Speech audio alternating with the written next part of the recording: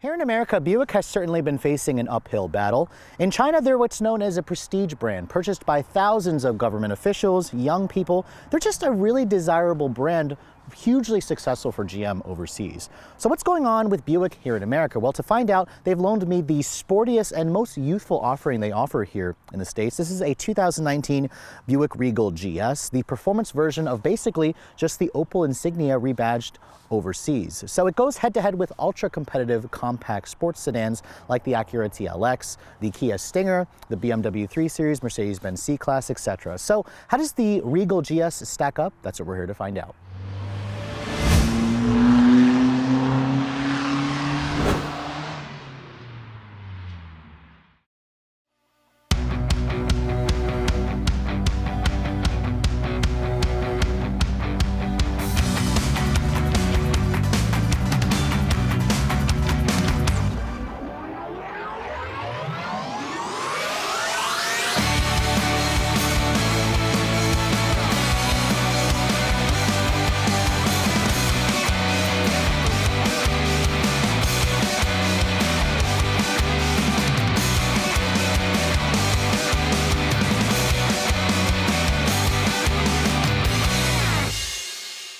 So in the compact sports sedan segment, design is very competitive. This is what's going to draw a lot of people to the brand, especially for Buick. This brand is what's known as an old person brand. They still have that old person stigma here in America that they've been trying to shake off for years. So as you can see, the look for the Regal GS definitely is very un-Buick-like if you guys look at the Buicks from like 2 decades ago. It really is just a rebadged version of the Opel Insignia, a car that's built in Germany for the European market. So I think they really had a great place to start. I actually reviewed this car last year at the media launch when Buick first showed off this thing, and a year later, they haven't made any changes to the styling of the vehicle. I really still think it's one of the best looking sedans out there. It's got a unique front fascia, unique black piano black grille that the GS model gives you with the Buick 3 Shield badge. These LED headlights that you see are actually optional, frustratingly.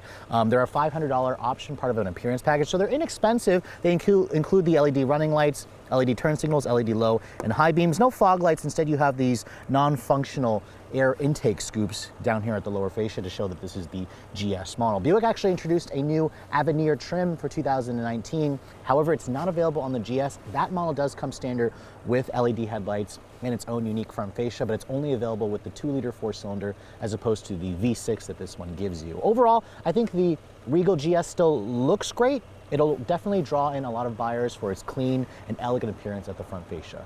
Now, the sleek looks of the front fascia are also carried over when you look at the side profile of the Regal GS. This is one seriously stylish looking sedan with some really good proportions. I think Buick did a really good job styling the actual silhouette of the Regal GS. Now, this GS model has its own unique set of wheels in relation to the rest of the Regal lineup. These are a 19-inch wheel wrapped in 245/40 series tires. Now, compared with the previous generation, Buick used to offer a polished 20-inch wheel. So these are looking a little bit small when you look at the rest of the body. I think Buick should definitely consider offering a 20-inch wheel again. I do love the red painted front Brembo brake calipers that this particular one gives you. I kind of wish it was echoed over into the rear. It looks really fantastic with this white tri-coat exterior color, which is an $1,100 option. Now, when this new Regal came out, Buick actually stretched the wheelbase by about 4 inches compared to the previous generation at 111 inches long. At 192.9 inches long, this is a little bit longer than something like an Acura TLX, a BMW 3 Series. The Kia Stinger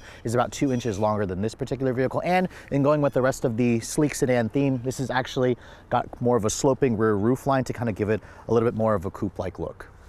At the rear end of the Regal GS, you can see the design is a little bit more on the plainer side. I think it kind of resembles a lot of Hyundai and Kia products. I don't particularly love the taillights. I mean, they are kind of an LED combination with an incandescent turn signal. I think Buick should have done something that was a little bit more distinctive. Definitely a full LED design would have benefited this vehicle. I just think the incandescent turn signal looks cheap. You have a very subtle body-colored rear lip spoiler, and then down here at the lower fascia, it's got more piano black plastic, and then these integrated exhaust tips, which are not really connected to the actual muffler, but since this has a unique engine, I'll let you guys hear what this engine sounds like.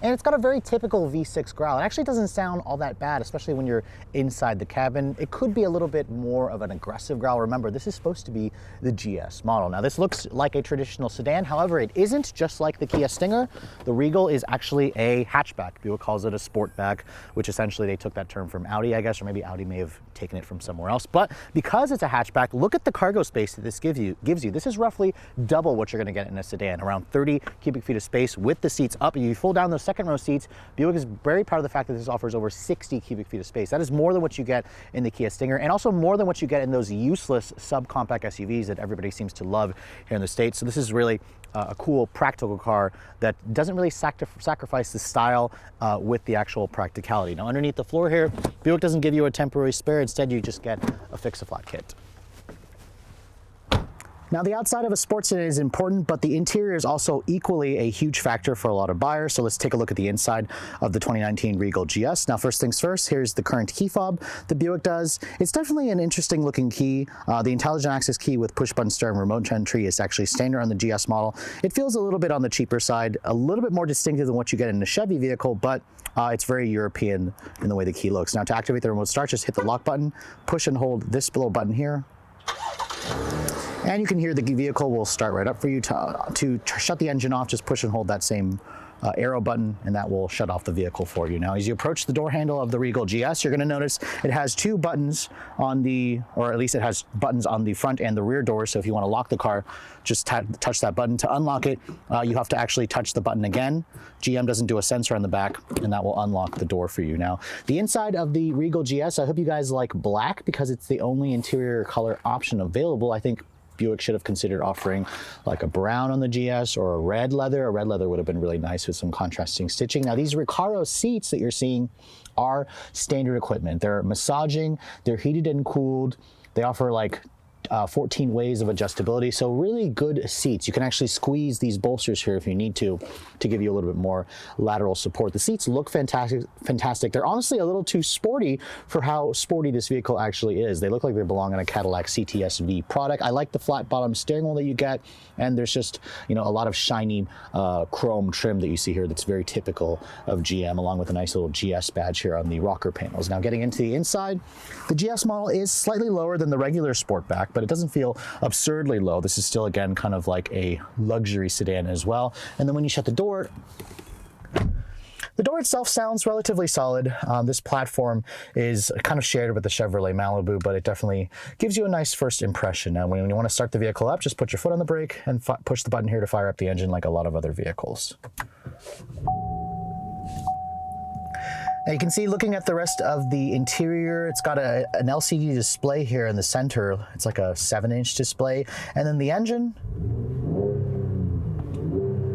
it definitely makes a nice growl. It's a very typical GM V6. The exhaust isn't really anything too special, but it's not really going to annoy your neighbors. This is, again, more of a softer sports sedan as opposed to more of a more rougher edge model like a BMW M product or an Audi S4. Now, the interior of this vehicle hasn't really changed. You have some imitation carbon fiber trim in the GS model. You've got some faux stitching here with a soft touch graining material on this part of the dashboard here. It's actually soft touch here on this lower portion, but some hard touch plastic down here, which is kind of expected. The door panels are also slightly padded here with some more of that carbon fiber trim, some metal look trim. You have one touch up down front windows. The rear is one touch down, but not one touch up. I think Buick should have just made that as one touch all around.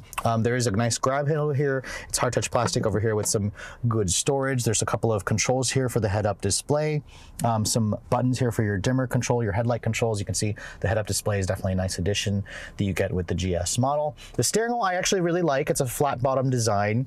It's really thick and meaty. It also has tilt and telescoping adjustability, but not power. Some competitors do offer the power, but that's going to be considerably more expensive. No paddles on the wheel, which really pisses me off. This is supposed to be the GS model. Where are my steering wheel paddle shifters for the 9-speed automatic transmission? But regardless, let's go to the head unit here. This is the latest IntelliLink infotainment system from Buick, kind of similar to what GMC uses as well. You can see Apple CarPlay and Android Auto is included. The resolution is fine. The screen itself is a little bit small. It's like an 8-inch display. I really would have liked to see Buick Buick go with like a 10-inch display. That's kind of the norm that everyone's going to right now with these, systems. I just think it would have been better. The actual infotainment system itself is pretty snappy. It's responsive. You can see here's the embedded navigation system. It looks very similar to what I've seen in the latest Cadillac products. So they have bumped up the speed considerably. You can see all your presets are up here. It's very snappy, just a little bit small. It's a little bit of a far reach for me. So I'd say try this out. And just also see if this is impressive enough to you. The interior is definitely the weakest aspect of the Regal. It just doesn't look special enough. It reminds me a little bit of a rental car, if I'm being honest. Now down here you can see heated and cooled seats, which is nice. The only Regal model to give you the heated and cooled seats. You have a cup holder here with a little bit more storage. Your drive mode selectors are down here. You can see there's the lane departure control. You have a sport mode, and then you have a GS mode. It's just a very basic button over here. There's no representation of it changing drive modes. You can't really customize anything from the engine sound to the steering to the suspension, whatnot. It's just very basic, which is hugely disappointing. I think GM should have really done something to make this car feel a little bit more special than the standard Regal models. Now, this 9-speed automatic, when you put the vehicle into reverse, you do have a backup camera with trajectory, which is good. Parking sensors in the rear, which is also good. No 360 camera, no automatic parallel parking feature. It would have been nice. There are some blank buttons here that kind of annoys me. Manual mode is down here when there should be paddles. You have electronic parking brake over here. You have another cup holder over here. This is nice and padded, although the lid itself is a little bit flimsy. You have a wireless charging pad in there. Decent amount of space, although I've pretty much filled it up with my sunglasses, my wallet, and my phone and whatnot. So a little bit on the smaller side. The glove compartment, you can see, is damped and lined with felt. It's actually a pretty decent size, so I'm happy with the glove compartment. The seats, I love the seats. These are probably one of the most comfortable Recaro seats I've sat in. They're really supportive. They really hug you well, but they don't overbearingly hug you. The massage function is pretty weak. It literally just expands the lumbar support in and out and in and out, and it really just annoys me. So I don't even use the massage function. If you're going to give me massaging seats, they need to be kind of like what I've experienced in Volvo and Mercedes products. So the massaging seat is very disappointing, but love the heated and cooled aspect. My tester is missing a $1,000 sunroof option. It's just a standard size sunroof.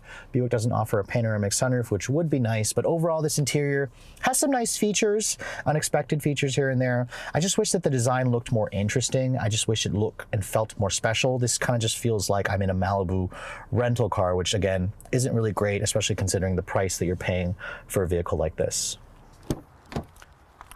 Now in the back seat of the Regal GS, because this is a little bit larger than most of the competition, you're going to find more American size legroom back here. Buick actually says you get around 36.9 inches of rear legroom, almost 37 inches. That's really good. As you can see, I'm 5'7". I have very good headroom in here, really generous amounts of space, good space underneath the front seats as well. There is a hump here that will intrude on the middle passenger, so yours is more for 2 people as opposed to 3. But you can see in terms of conveniences, there is a nice fold-down armrest here with 2 cup holders. There's 2 USB ports. A couple things I'm noticing that's missing: no heated rear seats. Would have been nice to include that, but the seat itself feels nice. The leather feels good. The materials are also soft touch plastic, and then because of these Recaro style seats, there's no actual storage in the seat back pockets. But overall, if you have to put adults back here, or have to put a car seat back here, the Regal GS definitely is worth a look.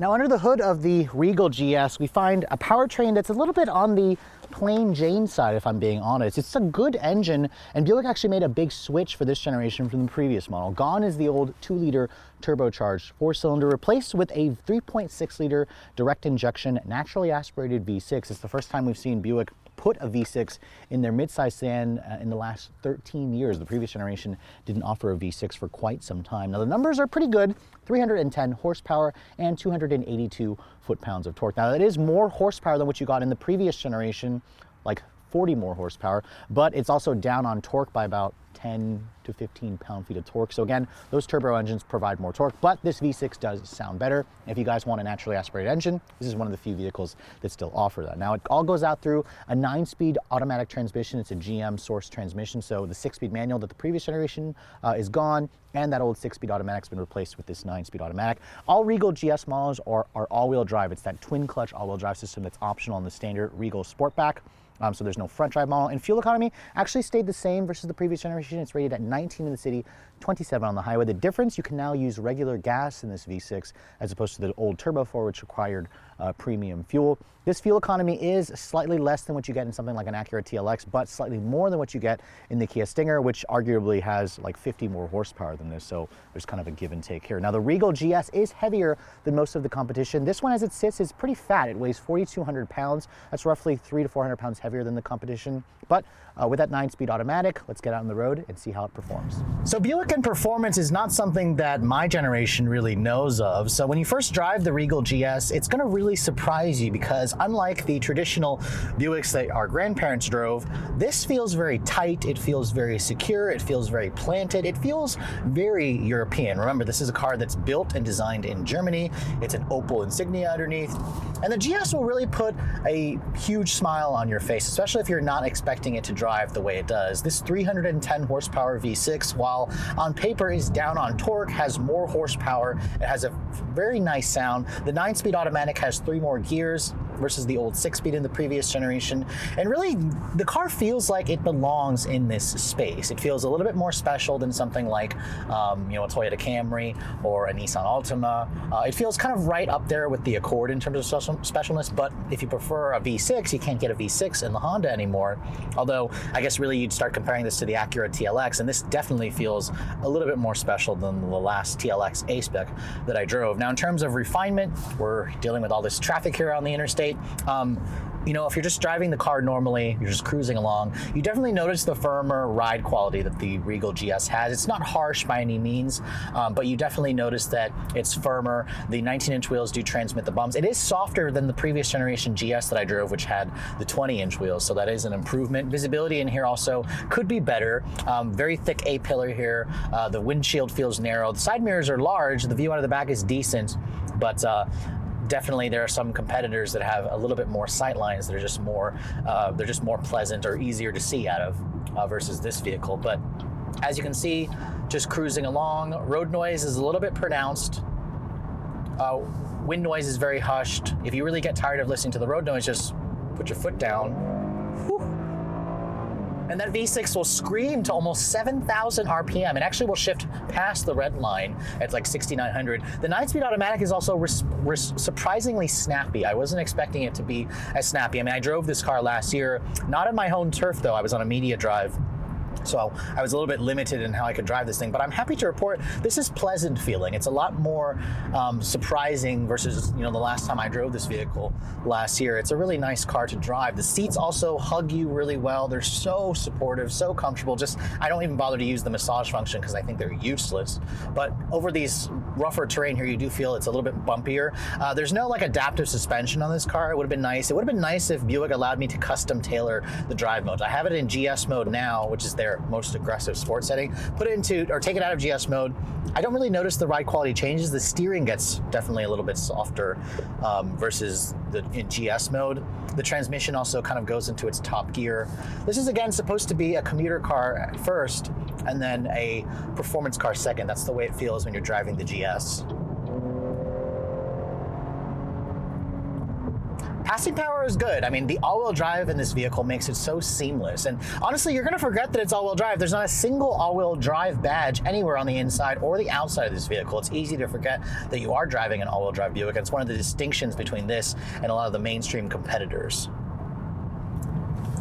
Now, handling is definitely going to be something that Buick has tuned with the GS model, and surprisingly, the chassis feels like it could handle a lot more than the power that they're giving this thing. It has a very secure feel. The steering is very quick. It's very aggressive feeling. The tires are probably the limiting factor. I would like to see Buick put some even fatter wheels on this thing, especially with a bigger 20-inch wheel, for example. But the chassis feels really good. It feels nice and stiff and secure. Now, the start-stop in this car is not defeatable, which is annoying, but it is relatively quick in the way the start-stop works.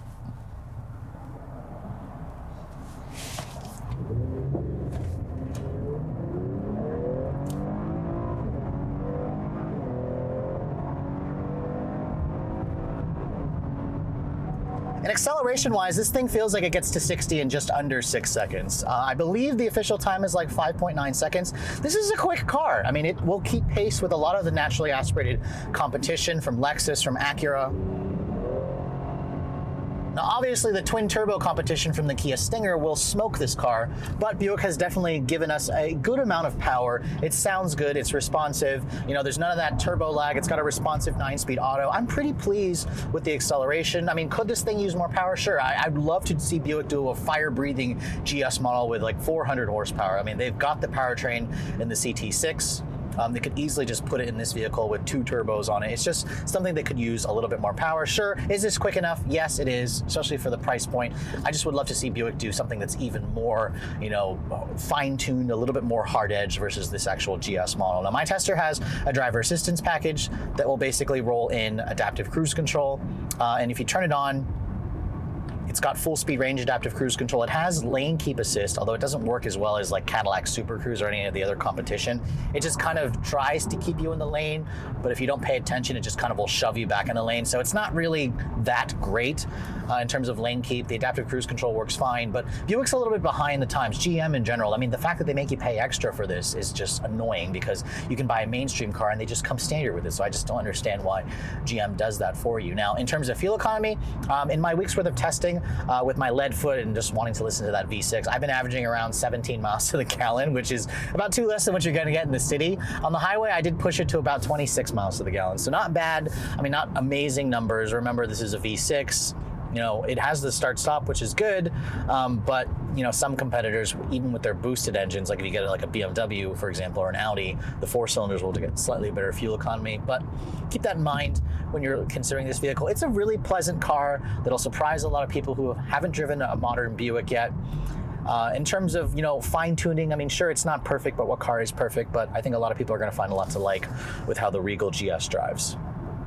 So in the shrinking compact sports sedan segment, the Buick Regal GS is definitely an enticing option, especially if you guys are looking for something that's a little bit different than most of the competition. I think Buick definitely nailed the design right from most angles. I think the GS model is sufficiently quick in terms of the acceleration. It handles well, it rides well, it's practical in the interior. It has a huge trunk to boot. And I think it's a lot more interesting than the more traditional offerings like a Lexus IS 350, an Acura TLX, an Audi A4, etc.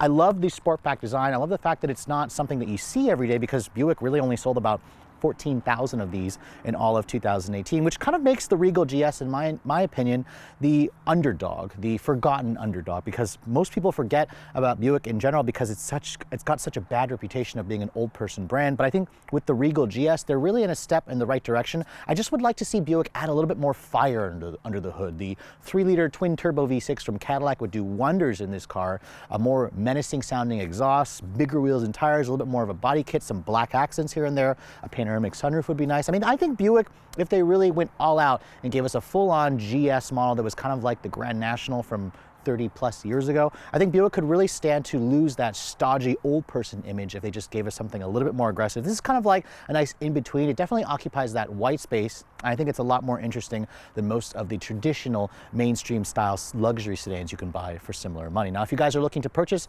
a Regal GS, what's it going to cost? Well, the regular Regal Sportback starts at around $25,995. That's kind of right in line with what you're going to pay for something like a mainstream family sedan like a Honda Accord. So it's a relatively good value. The GS model is considerably more expensive. This one starts at just under $40,000, $39,995 to be exact. All-wheel drive is standard. Most of the features you saw, including those Recaro seats with the massage function, which don't really work all that well as standard.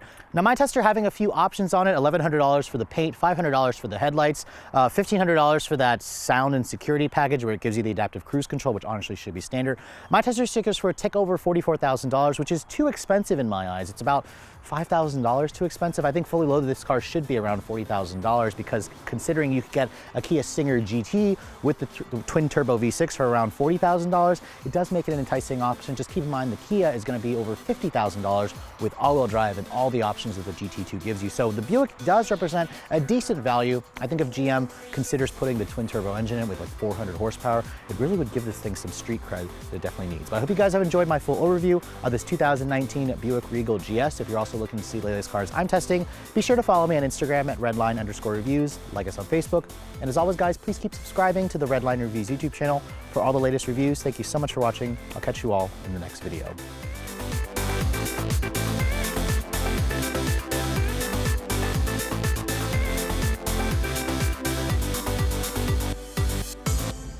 So in this shrinking sports sedan segment, the Buick Regal GS definitely offers a nice blend. The sleek look, this is one stylish looking sedan. The Buick really got the proportions right when they were designing this for the vehicle, which I think will age really well as time goes on. Let me first talk about the wheels. Now this Regal GS model does come with its own unique set of 18-inch alloy wheels. The wheels to me, a very clean looking design, but I kind of wish they were bigger. I kind of wish they were a little bit fatter. They're wrapped in 245/40 series. Wait, these are 19s? All right, let me try this again. Really a desirable car brand. So what's going on with Buick here in America? Well, today they've brought me over. Here in America, Buick has certainly been facing an uphill battle. On its home turf, it's really...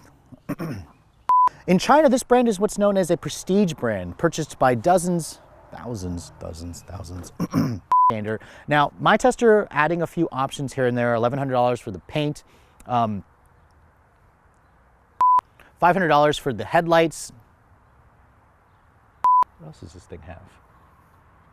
So the headlights, what else does this thing have? Ah, that's the driver assistance package.